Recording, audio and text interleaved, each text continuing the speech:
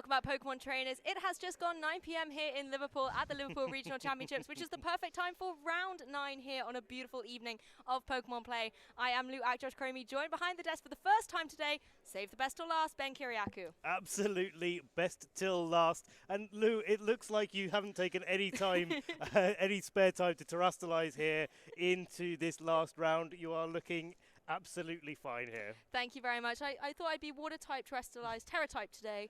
And, you know, that's the vibe I'm going for, particularly as we've seen a lot of water Terra, you know, on the Annihilate earlier. I think that's one of my standout highlights from today. Yeah, and the Volcaronas as well, we've been seeing do that. We've seen a few other Pokemon do the same. Actually, surprisingly, the only Palafin that I've seen going for its Terra-type Terra-type did the grass, so not quite following the trends there. Well, there's certainly been a lot of unique choices on our players today. And we can have a little look at some statistics as well for how things have gone today, the Pokemon that have been used, and so forth. And I think that's always the interesting thing when, you know, you come into a new tournament, having just had San Diego Regionals a couple of weeks ago, what those new statistics might be in comparison. Yeah, because these trainers coming to the Liverpool Regional Championships are both, you know, different players, of course, that would have been attending San Diego, but you tend to find different trends with players in the North American region versus the European region versus the Oceania region. They tend to have slightly different preferences. So seeing how that shakes up in different regional tournaments, especially 2 weekends in a row, one after the other, you know, you get to see how the metagame adapts as well, and it does so very, very quickly. Exactly, and particularly Series 1 has come and gone very quickly as well. For VGC, we've had to wait until January in 2023 to kick off our competitive season, and by the time we move into February, we'll already be in Series 2, where things will completely shake it up again with the introduction of Paradox Pokemon. And that's going to be a real shake-up. There's not too many Pokemon that are going to be entering the metagame there, but all of them have quite a lot of strengths and weaknesses that will be really an impact in how trainers are going to be going about building their teams. Well, let's take a closer look at today's stats for you guys at home so that you can understand a little bit how things have been shaping up here in Liverpool. I mean, one of the things that's been really interesting as well has been the dynamic changes we've seen. I mean, Golden Go has been a key Pokemon since it first came and was introduced, and people started to take it seriously, not just judging a book by its cover appearance-wise, realizing how formidable it can be. That Make It Rain, you can throw a Choice Specs on there, terrestrialize into your Steel type to get all the boost that you can get on those Steel type moves and be devastating. And I am very delighted to see Meowscarada, you know, a feline Pokemon, one of my favorites. I'm rocking Little Sprigatito as first, you know, form on my pin today, and it's lovely to see it as a starter Pokemon as well coming into the fold. Yeah, and it's one of those Pokemon that we see using, again, different sets, just like that Golden Go, opting for Choice Bands, Life Orbs, Focus Sashes, predominantly, but the distribution between all of those three items tends to be fairly even, where trainers can just tailor the item choice to the rest of their team and make sure it's doing so much work. And especially with that flower trick, it's no surprise to see it narrowly getting that second place spot after Golden Go. Yes, and if we take a look at kind of the middle row there, Palafin really coming up on the rise there, 16.22% of you know, usage here. And what's critical for me is that actually further down are the Pokemon like Garchomp and Murkrow, Pokemon that was so established very early on in this metagame. Another Pokemon that's really stood out for me from today, though, is that King Gambit, particularly when you pair it up with something like the Assault Vest. It can just be a really formidable threat on the field, so difficult to get rid of, and can deal so much damage with its Dark and Steel-type moves, which are great coverage. Right, and of course, it tends to be paired up with that Pelipper that's seeing rise in usage as well. That's another Pokemon that shot up the ratings. We didn't see too much of it in previous times in the format, but the combination of King Gambit and Pelipper is really a force to be reckoned with. Pelipper being able to switch into all of the things that King Gambit doesn't really like to take, as well as getting that rain up onto the field to passively increase its resistance to those fire attacks. I think rain has been the critical thing. If you actually look at the first 4 Pokemon on that list, Golden Go, Meowscarada, Amoonguss, and King Gambit, all of those Pokemon are weak to fire-type moves, and when you have the rain on the field, fire-type damage is reduced by 50%. So actually having that support of Pelipper does just give those 4 Pokemon at the top of that list a little bit of breathing room defensively, as well as the fact that Pelipper has utility of things like Wide Guard and Tailwind as well, has made it a key Pokemon. So it's great to see it breaking into the top 10. Right, and something else that I really like like looking at these statistics is the advent of yet more dragon types that we have at our disposal. Of course, Tatsugiri, because it's paired with that Dondozo, you see that the usage is pretty fairly the same, but of course Baxcalibur, Salamence and Dragonite are getting a little bit of usage as well, rather than Garchomp, which has always been that staple when Landorus hasn't been available in VGC in the past, has been the one that's taken the fore. I mean, Garchomp is just such a good ground-type Pokemon, and, you know, sometimes it has that drawback of being 4 times weak to Ice with that Dragon typing, but being able to terrestrialize into either a completely different type or at least just drop that Dragon typing sometimes has allowed it to be able to take those Ice-type moves a little bit better. Obviously, they're still going to hurt if you're a ground type, but then having the extra damage on top of an Earthquake can be so devastating. So I think Garchomp is very happy with the way terrestrialization is forming out. It definitely is, and that's really going to be a question to the Paradox Pokemon as well, I think, because there's a lot of interesting types in the options that we have available going into Series 2, and how that affects these usage statistics, we'll have to see. Of course, we have got some standings for you as well for this tournament of how these players are doing going into the final round. So it'd be great to see a little quick peek of those before we go to our round 9 match and conclude Swiss for this tournament. That's the thing. This has been a grueling day of competition. Our players have been here for, 12 hours at this stage. That's a lot of battling to contend with. And taking a look at the scoring you can see on your screens, we've got Kurt Wonka right at number 1 spot there, 8-0, with Victor Medina as well, undefeated at this point. They can actually go into this next round knowing they've already made it through to tomorrow. They can relax a little bit, start thinking about tomorrow's game. And then again, breaking through, again, we've got Laurie Hallinan, Adam in there as well, Faisu we saw on stream, Julian, Alex Gomez, so many amazing top players here, and it's nice to see some of the names that we featured on the broadcast so you guys at home can follow their journey as well. Right, we've got players like Eric Rios, we've got Bars who we saw in a previous round as well. Oliver too, I believe we featured a couple of rounds ago, and yeah, just really nice to see all of those making it into the top cut, as well as a few other players. Yeah, it's nice to see Eric Rios on the roster there as well, defending Liverpool champion. Really nice to see him still making a name out here and trying to defend that title. And of course, for these players that you're seeing on the screen now, a little bit lower in the current standings, going 6-2 so far, they've got a good chance of making it into top cut, but it's really going to be a clincher now. This last game is really, really vital. You need to maintain at least a 6-2 record to progress to tomorrow's stage of the tournament, but not all of those 6-2s are going to make it. So, everything's to play for right now. Yeah, the pressure is definitely on for these players. I don't envy them as well. I'm glad that I'm this side of the desk today. But, I mean, this is the thing. It's been such a long day for them, and it could be the final hurdle that they stumble at. But for some players as well, it's going to be the one that they're going to be overjoyed to jump over and jump straight into the action tomorrow. Exactly. Unfortunately, all of these players are pretty likely to be receiving some championship points. So definitely not going home with nothing here if they don't quite make it into that all-important top cut tomorrow. But of course, we wish all of these players the best of luck. Yeah, they'll be shaping up the current European CP standings, which, I'm just going to say I've come into this as the leader of. So, I will be dethroned at the end of this tournament. But championship points are the name of the game when you have your eyes set on Yokohama, Japan, the World Championships in August. You need all of those points in order to qualify. You do indeed. And these players that we're going to be featuring are 2 players with a 6-2 record. So we're going to be featuring the basically the winning in between these players for the opportunity to get into contact. On the right there, we have Francisco Esteves, and on the right there, we have Jack Clarke. Yeah, really looking forward to seeing what these 2 players are going to be bringing in this final win and in match for today's Day 1 broadcast. I mean, Jack, again, we'll be able to reveal the teams very shortly for you guys, but one of the whisperings I have been hearing is that Jack is running a very interesting team, something a little bit unheard of, something that players may necessarily have not prepared for. No, I had a little bit of a chat to some of the players, Jack included, before, as we've been going through the tournament, seeing how these players have developed and the players that I've worked with myself across the season. Jack has mentioned a particular Pokemon, which I'm not going to reveal quite yet. Oh, go on, Ben, reveal it already. But it is that Espartha, which definitely isn't in that first page of usage statistics for this tournament. Yeah, really interesting seeing that Pokemon come into the fold. I think Espartha was a Pokemon that a lot of players used on their kind of playthrough of the game originally. Right. You know, it's a really nice Pokemon to use in the sense that it's new.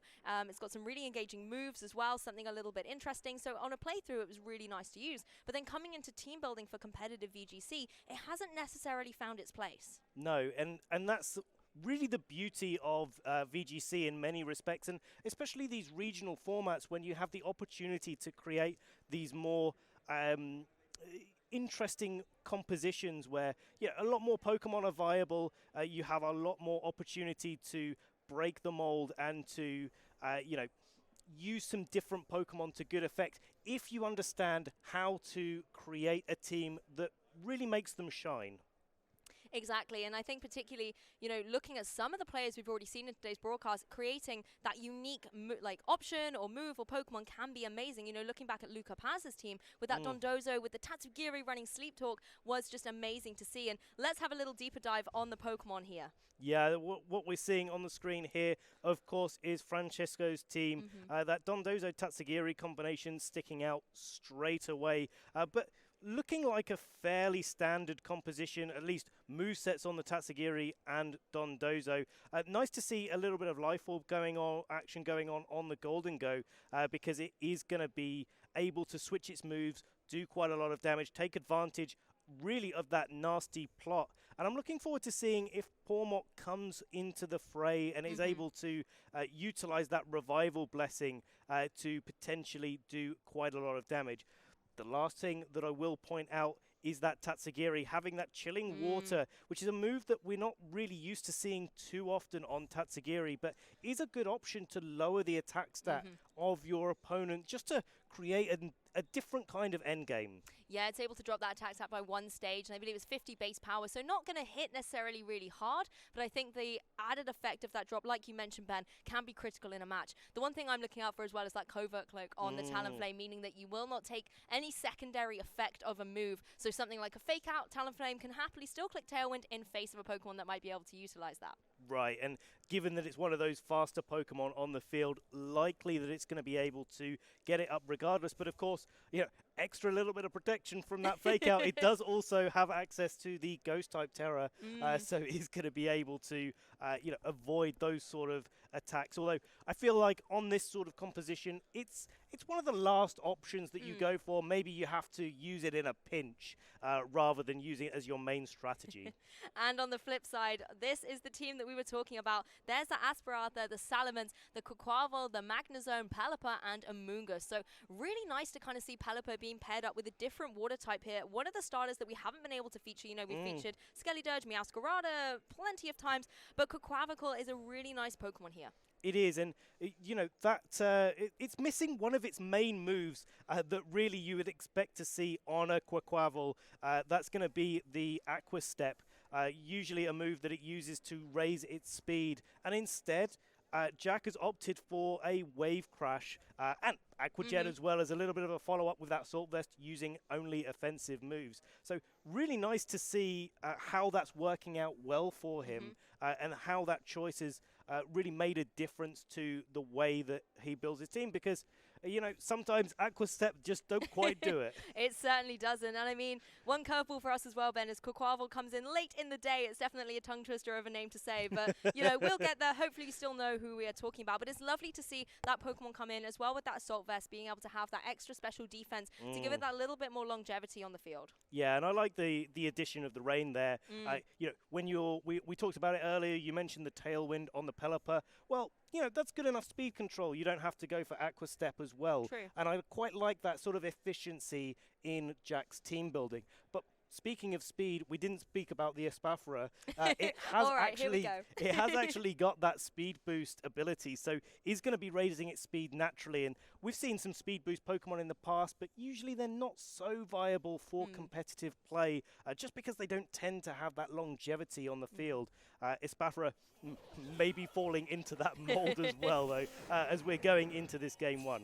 Well, no Espathra on the leads here. It's going to be Meowscarada and Pormon. On the opposing side, however, the Pelipper is here for Jack, paired up with the Salamence. It is indeed. So Pelipper under a little bit of threat here, both from the electric moves that can come out from the Pawmot, of course, and naturally the Meowscarada always being able to land a critical hit with that flower trick is probably going to stop it from being able to launch out a Tailwind here. Salamence, though, putting on quite a bit of pressure, getting that Intimidate onto Pawmot should make it a little bit less effective here, and certainly will reduce the power of Meowscarada's more dark type moves and coverage here. So yeah, blocking all of the damage boost with that Life Orb. Well, Pelipper's going to get in on out of here, just wants to, set the rain, make sure that's on the field, but come back in later in the switch of Magnezone here. So it's going to be able to come in and deal some damage in a later turn. Pawmot's going for the fake out into the Salamence here. Actually, Salamence isn't going to be able to move this turn, as Meowscarada uses its protein ability to turn into the bug type, gets some additional same type attack bonus on that U-turn. Even though it doesn't do too much to the Magnezone, it does allow the ball position to be changed up for Francisco, gives him the opportunity to bring in a Pokemon from the back that might be better equipped to deal with this Magnezone. Yeah, the Tatsugiri is the Pokemon of choice for Francisco. It is that stretchy Tatsugiri coming out onto the field, and going to be threatening a little bit of damage onto both the Salamence with that Draco Meteor if it opts for it. Also the Icy Wind as well, which would be 4 times super effective and would reduce the speed of Salamence. Make sure that Pawmot is going first, depending on how these trainers have trained their Pokemon. But really, Magnezone looking like it's in a fairly good position. It's one of those Pokemon that's got so much bulk potential on its side, and can really use that to get some damage onto the field. Exactly. We're just going to see the Protect coming out from the Salamence, though, playing a little defensively here as Tatsugiri goes for the Muddy Water in the rain as well. Obviously not going to be able to connect on Salamence thanks to its Protect it's hiding behind, but will find its mark on that opposing Magnezone. With the Rain Boost as well, it deals a significant chunk of damage, and Pawmot's able to follow up with a Double Shock. Ooh, Magnezone able to hang on there on 18 HP as Pawmot uses up all of its electricity, and Magnezone can retaliate with the Volt Switch. That does a huge chunk thanks to the typing that's now disappeared from that opposing Pawmot. Yeah, really like that coming out from Jack, just getting on out of there with the Magnezone, making sure that it's there for later in the day, bringing in this Espathra onto the field. And something I'm not quite sure of yet, just confirmed there, that the speed boost doesn't activate this turn. There's one more turn left that it needs to be on the field in order to get that boost. Lumina Crash is the move of choice, I think, for this Espathra. Would be able to knock out the Pawmot in the next turn, potentially even do some damage to the Tatsugiri and raise its stats at the same time. Yeah, I think the issue with Speed Boost Pokemon sometimes is it can be quite predictable that they're going to come onto the field, click Protect, get that Speed Boost. And sometimes you can capitalize on that, going, hey, if Espathra's going to Protect, I can try and target down that Salamence. But again, if you are the Espathra player, you can play into that and maybe go on the offensive here, try and deal some damage. But we're going to see a ball position change once again. Francisco bringing in the Golden Go here now instead of the Pawmot, as we're going to see our first terrestrialization of this round 9 game. It's going to be that little Tatsugiri, and it's going to be taking on the Water Terra type. Another Water type Terra is in activation here, but it's nice to be able to kind of build on the fact that this is a Dragon and Water type Pokemon anyway, so it's not really kind of changing its modes here. Not at all. And you talked about the Garchomp being able to lose its Dragon typing and become more effective. That's the same for Tatsugiri, losing the Dragon typing and being able to launch out even more powerful Muddy Waters that it is locked into because it's holding that Choice Scarf. Yes, and Salamence can go for a Tailwind here. Even with the extra damage that will come from the Terra Water on that Tatsugiri, it's not going to worry too much about taking a Muddy Water. And even if you get an actually drop on Salamence, you don't need to worry about that with Tailwind. You can click that pretty safely. And now Espathra coming in, there's Tailwind, there's a Speed Boost. It's going to be a little bit formidable. It is, but do you know what? It's going to be difficult for it to get a lot of damage out onto the field with that Golden Go joining the battle. Now that's going to be on the field, and in the rain, there's not too many ways that Salamence is going to be able to pressure it effectively. But of course, that Tatsugiri is still just sitting there at full health, launching out its big Muddy Waters, boosted by the rain that actually Jack brought to the field, yes. As well as that Terra Water. Yeah, that's very true. And Esparta is going to go for the Lumina crash here into the Golden Go. The key thing here is actually getting the special defense drop by 2 stages, leaving it really vulnerable to a follow-up from the Salamence with the Draco Meteor. It's not enough to get the KO, however. Golden Go is able to hang on here and will be in a prime position to retaliate with some devastating damage. Tatsugiri is going to move first, though, of course, due to its choice item. It's going to go for that Muddy Water. Will connect on both Pokemon on Jack's side of the field. Deal with that Salamence, take Esparta down to 1 HP remaining. What a devastating turn for, against Jack here. Yeah, that's a big knockout to be missing there. You really want to be taking the most advantage of that. Is make it rain coming out from the Golden Go. But 1 is HP. 1 HP. We've seen it do loads of damage. We've just seen it do no damage. And now we've seen it do 1 HP worth of damage. And do you know what? If the 1 HP is taking a knockout, that's all the damage that you need to do. Exactly. Golden Go, however, will KO itself here. So now we're forced to, if you're Jack, to bring in that Magnezone that's only got 18 H points remaining and bring in the partner Pokemon as well. On the opposing side for Francisco, though, we're going to see that Meowscarada possibly come back into the fray, or the Pawmot. Yeah, and it depends on how these Pokemon are trained. And of course, the Pelipper deciding to go for a wide guard or not. But it's possible that this Magnezone isn't trained to be faster than a Choice Scarf Tatsugiri, or potentially even, at the worst case, Meowscarada. More likely it's going to outspeed the Meowscarada because it's not carrying an item that's boosting its speed. But certainly not completely clear, even in this Tailwind situation, as to how this turn is exactly going to play out.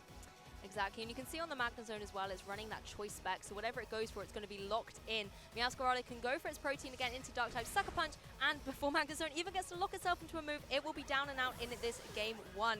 Obviously now, the Meowscarada is a Dark type as well. It's not going to have to worry as much from these Hurricanes that can come out potentially from this Pelipper. But first of all, Muddy Water, very accurate on this Tatsugiri, able to connect on the Pelipper, and will get the accuracy drop. Speaking of accuracy. Well, indeed, no accuracy drops are going to matter for that Hurricane coming out onto that Meowscarada. Critical hit there is enough to pick up the knockout, but yeah, I think Muddy Water has probably done the damage that it needs to.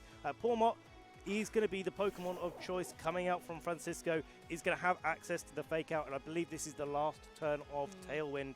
So Pelipper's going to go back to being the slowest Pokemon, unfortunately, on the field. We've already seen the double shock coming out from the Pawmot as well. So, yeah, not too many options for Jack at this stage of the game. And it looks like we're going into Game 2 with Francisco taking the 1 game advantage.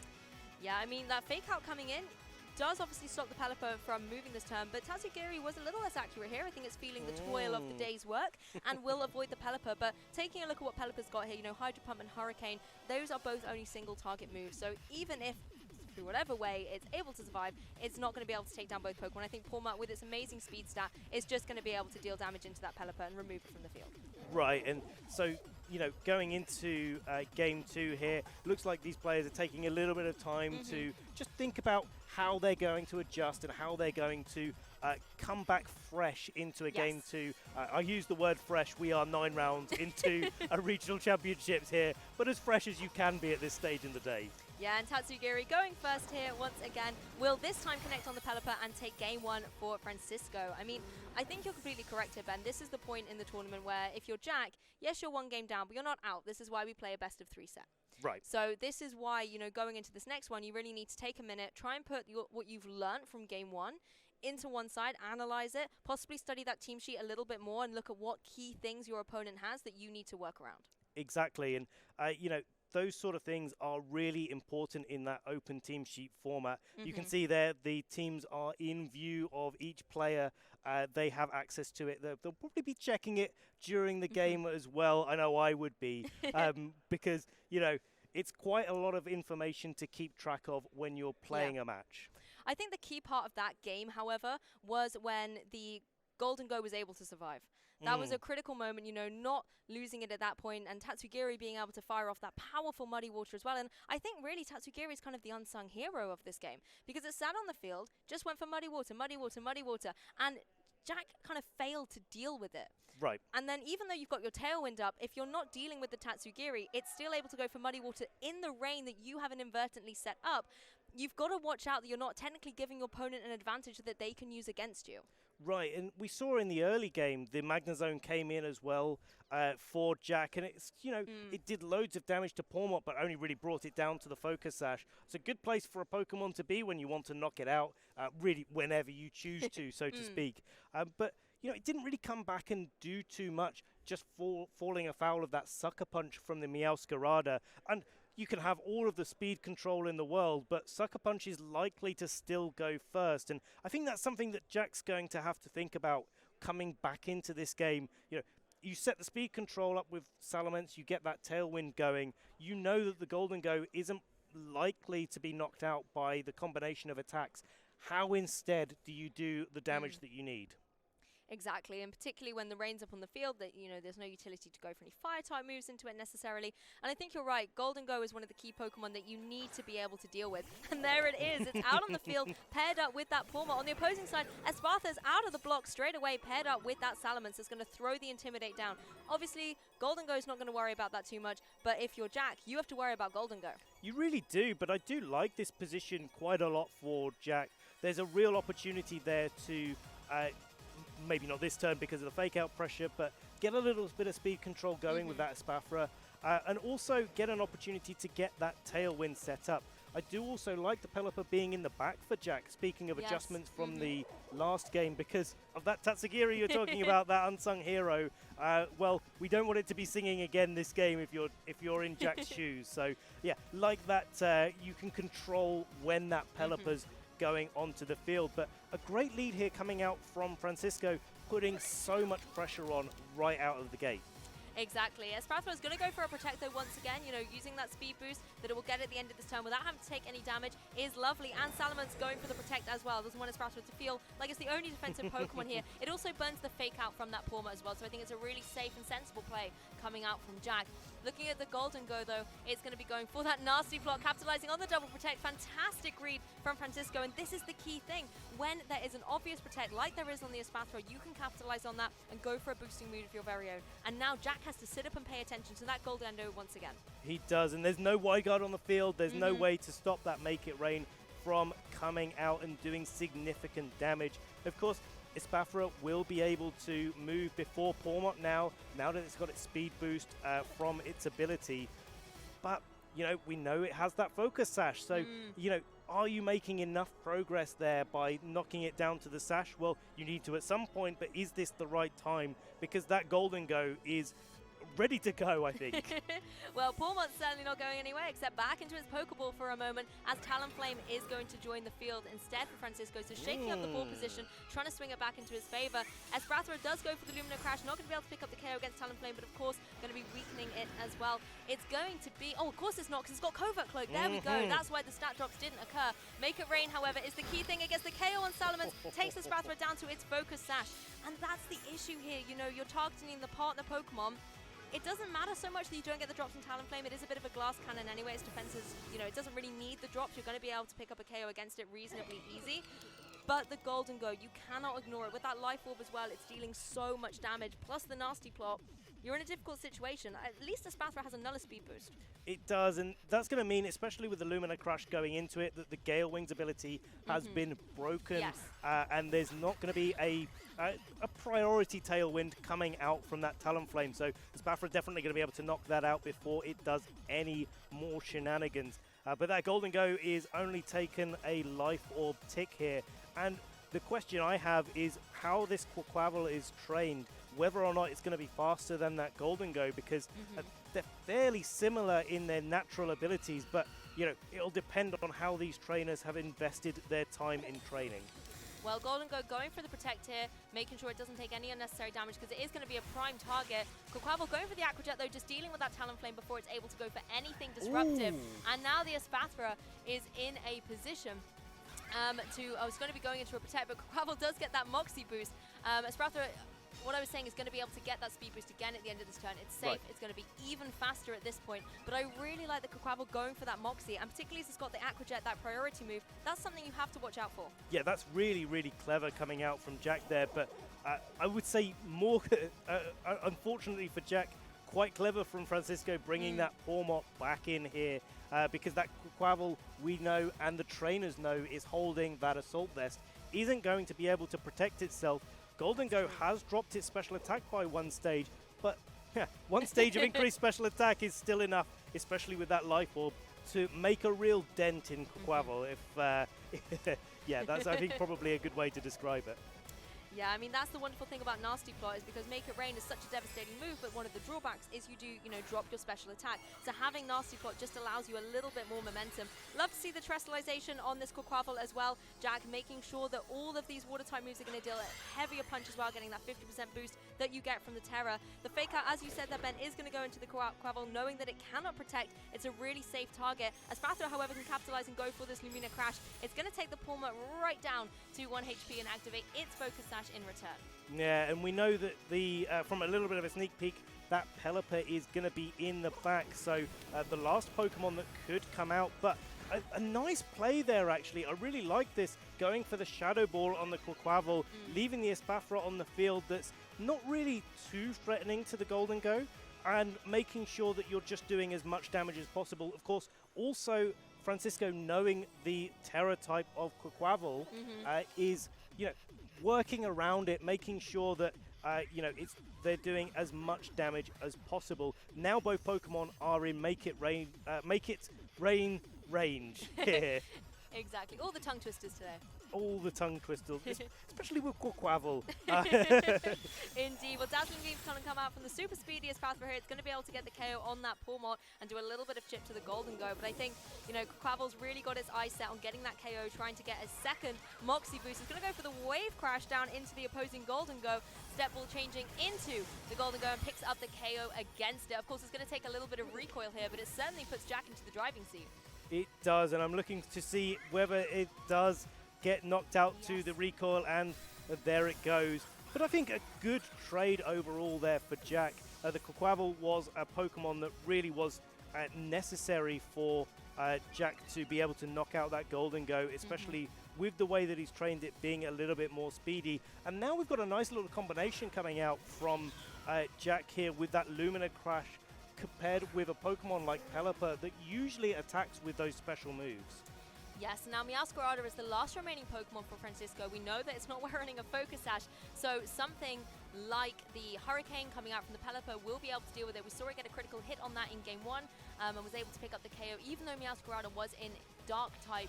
It had gone for Protean, got Dark type thanks to Sucker Punch. And that's again something that both these Pokemon have to be wary about. A Sucker Punch is going to be able to finish off Espathra really, really easy at this point. It does leave Pelipper free though to go for that Hurricane. It's just whether, without the critical hit, if the Hurricane's going to be enough to pick up the KO. Yeah, and you have to lock yourself into Flower Trick here to be able to knock out the Pelipper, I think. And so, that makes this turn a little bit difficult for Francisco. And a really good turn for Jack in the previous one just adds to why that trade was really worth it for Jack to go for. Even though you're taking a Pokemon deficit to be able to knock out one of your Pokemon, he can see this endgame coming. Yes, and there we see the special defense drop thanks to the Lumina Crash. It is going to go for Flower Trick, like you said. That's what it's got to lock itself into. It also went for the Grass Terror to deal even more damage into that Pelipper and gets the one-hit KO thanks to the critical hit that it always gets from Flower Trick as well. The times have turned here. Yeah, they have. It is going to allow Espathra to go for that Lumina Crash, which is going to be more powerful than the Dazzling Gleam that it went for in the last turn, especially boosted by that same type attack bonus. It is enough to pick up the knockout. Meowscarada going back to Francisco, and it's going to be 1-1 in this final round of Swiss. Yeah, we've got a Game 3 here, Pokemon trainers. Really nice way to end day 1 of the tournament with it all coming down to the wire. Remember, these players are battling out for their lifelines in tomorrow's day 2 of the tournament. That has been a grueling day as we approach sort of 10 o'clock at night here. These players really want to make sure that they are, focusing all the energy they have remaining to try and get through to tomorrow.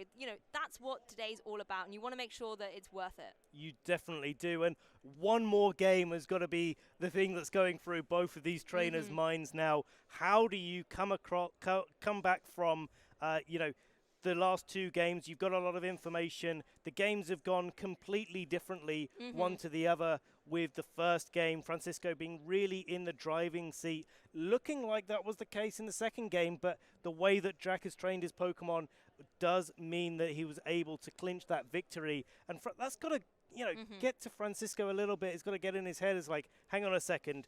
now that that Quaquaval's entered the field, this is not quite as easy as maybe the first game was. I think the thing that would get in my head is the fact that there's an Espathra on the field, and that's not something I would have prepped for coming into this tournament. But the one thing I've really liked that Jack's brought it, that Jack has showcased from bringing it, is its capability. You know, going for those Lumina crashes, getting the speed boost up. You know, I think Francisco maybe underestimated it a little bit going into that game too, let it be on the field a bit too long, so those speed boosts meant that it was just always able to outspeed. And even if Lumina Crash isn't dealing too much damage, you know, damage is the name of the game at the end of the day. You got to get KOs, as you always say, Ben, in order to win. And so being able to still deal that damage, and you know, it was a 2-hit KO on that Meowscarada, that's not negligible damage. That's, you know, being able to take down one of the key Pokemon in the meta at the moment. And I think the interesting thing going into this game is that of speed control. Espathra has its own form of inbuilt speed control, so to speak, but we saw that Francisco adjusted in Game 2 and brought the Talonflame, but it was in the back, and I think that was the problem for him, because he wasn't able to get that Tailwind up to match what Jack was doing with Tailwind on that Salamence. So, you know, going into Game 3, it'd be interesting to see how that shakes up, because if Francisco is able to match that little bit of speed control, Espathra, as you mentioned earlier, isn't particularly bulky and could get knocked out quite easily before those speed boosts start accumulating.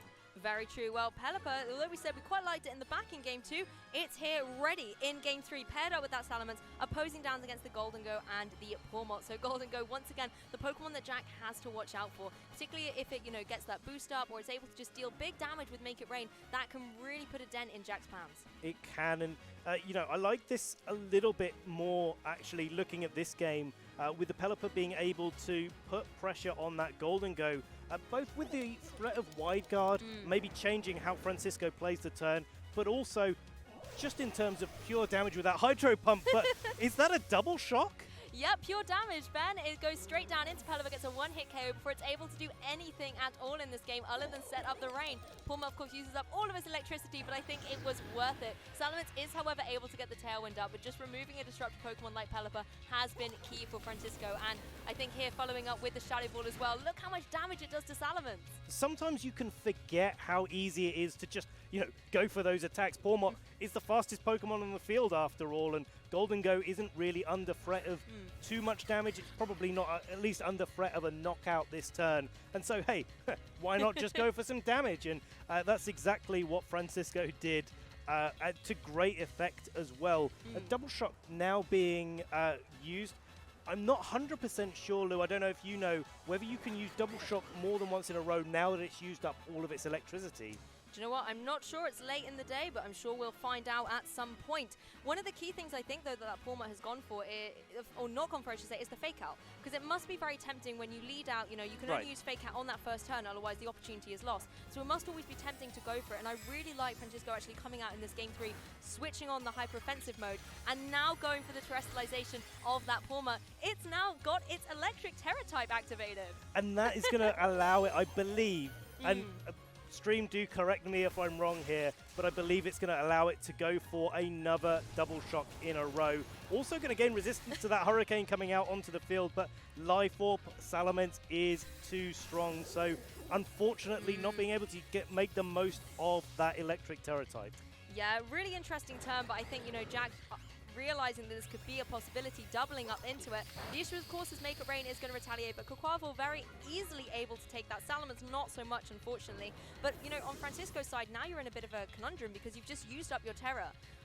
On your team, you can't obviously go for another one, and you didn't even get to utilize it at all. You didn't even get for Pawmot to be able to, you know, benefit from it. It just went straight down with the double targeting. So really nice play from Jack. Right, but I think the Pawmot has done its job in this game, knocking out the Pelipper. We'll have to see what the last Pokemon are for both Jack and the Pokemon, or two Pokemon in the back for Francisco here.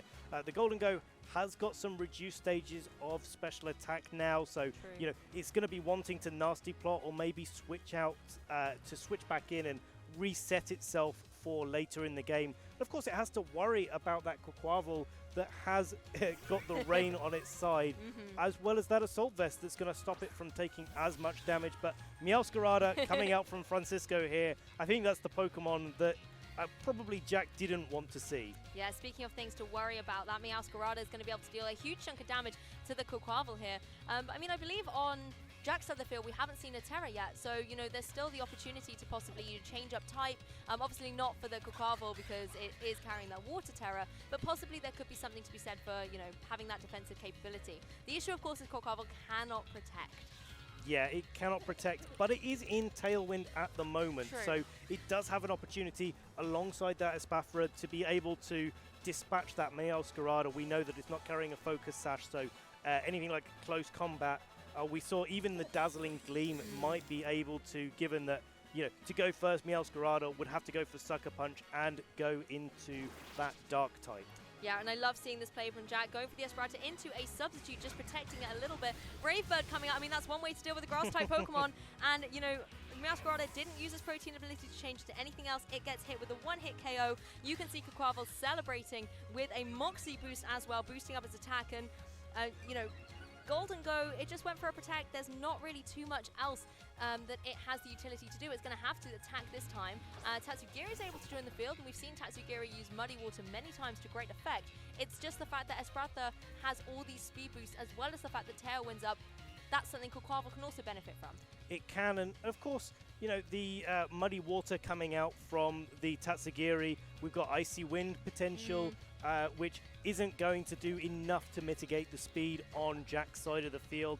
And if you lock yourself into Draco Meteor at this stage, when you can't switch out and then switch back in, it's very difficult to be able to, you know, do the required amount of damage to knock out Jack's Pokemon here. Exactly, and it's going to be a difficult situation for these trainers. Their tournaments are on the line here if they want to try and make it through to Top Cut in Sunday's side of the broadcast. Well, Espathra is just going to jump out from behind its substitute here, ready to, I believe, go for a Terra. It is indeed, and I believe looking at that, it was the Fairy Terra. Yes, absolutely. Very pretty. Big old love heart with Espathra. We love it too behind the desk. It's great to see it in this last round, going into its Fairy type Terra and going for that Dazzling Gleam with a little bit of extra punch. Exactly, and particularly as Tatsugiri still has its Dragon typing, this is going to hurt. Not enough to get a KO, but does about 70% to it. Puts it in a very difficult situation. Quaquaval able to follow up with a close combat, though, and deal with Tatsugiri before it's able to move, leading Golden Go as the last remaining Pokemon on Francisco's side. Yeah, and that Golden Go is in a pretty precarious situation now. Not going to be able to spend time both boosting up its stats, which it would need to now that it's at one stage of reduced special attack. That's showing now, not being able to get the KO onto the Quaquaval. But also, you know, it's going to be slower than the Espathra at the very least, and it's got to break through. It's got to break through that substitute before being able to knock out that Espathra. But Aquajet does it. Aquajet does it. When you've got enough Moxie boosts, Aquajet does quite a lot of damage, especially in the rain. So congratulations to Jack Clarke, likely making it through to our Top Cut. We'll have to see in the final ratings, but ending 7-2. Exactly, and I mean, that was amazing seeing Quaquaval come in at the back, still so energetic and ready to go. Really nice to see it going for that Aquajet as well to clean up the game before Jack, and he will now advance with that X2 record.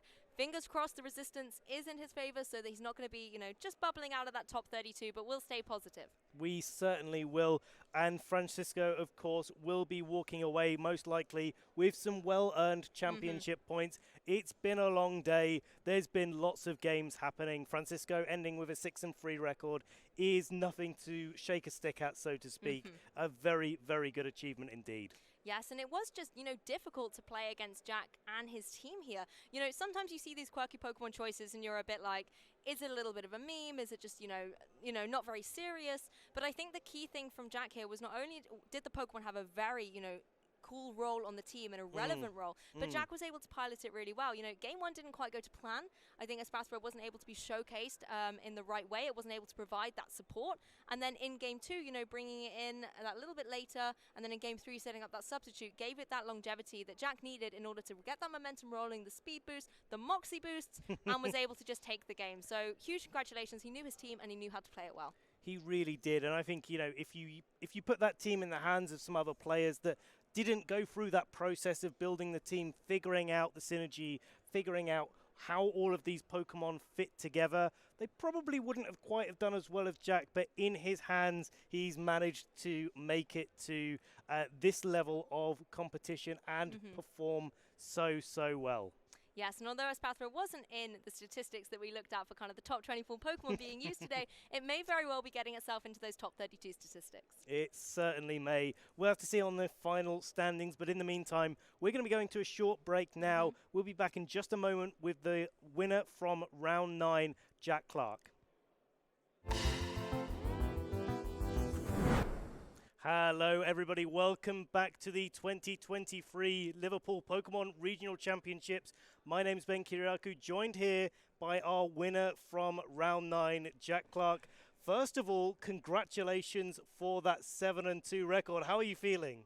Incredible. I cannot believe that I managed to pull that through. I came to this event with a week of preparation on the team, and I was very much winging it. I have a general idea of how the team goes, but matchups, I could not tell you what form I'm going to bring every time. So, yeah, solid. Very, very proud of myself. I mean, you definitely made some adjustments there from game 1 that didn't quite go in your favour coming into game 2 when it looked like you had things a little bit more figured out. But before we go into the specifics of the team, how has today been for you? How have your Swiss rounds been so far?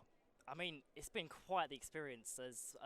So, of course, the 7-2 finish, I lost my round 1. So, been quite the journey to get back up here. I had an incredible game in round 8, a really good best of 3. But, yeah, I just couldn't stop moving after round 8. I needed to play round 9. I was just so raring to go, you know. I knew I could do it, and I did. And yeah, here we are. In true fashion, with some picks that we weren't expecting. In fact, just before the game, we were just going over the top usage statistics from this tournament. There's a couple of Pokemon in your team that didn't quite make it into those top ratings for what people are using today. And I want to talk a little bit, if you're okay to, about those Pokemon. And we have to start with Espathra. Sure. So I guess we'll go back a few weeks ago. So I had an inspiration to try a Palapagudra team because a Terrawater Gudra with the Sapsipper seemed like a neat idea at first. So I put in a few brain pieces. I thought Magnezone was just a really interesting one, and I just thought over Goldengo, just the electric coverage is so powerful in its current format, and being able to spam Thunder with the rain is just such a powerful tool. So that was the first idea, and Espathra kind of came into it when I realized how many strong special attackers I had, because with the if you get your speed control, offensive momentum, you can just run through teams. I know not all Goldengo going into specifics of round 1, when I went for the Lumina Crash and Dracometer into it, I didn't know if it would KO or not.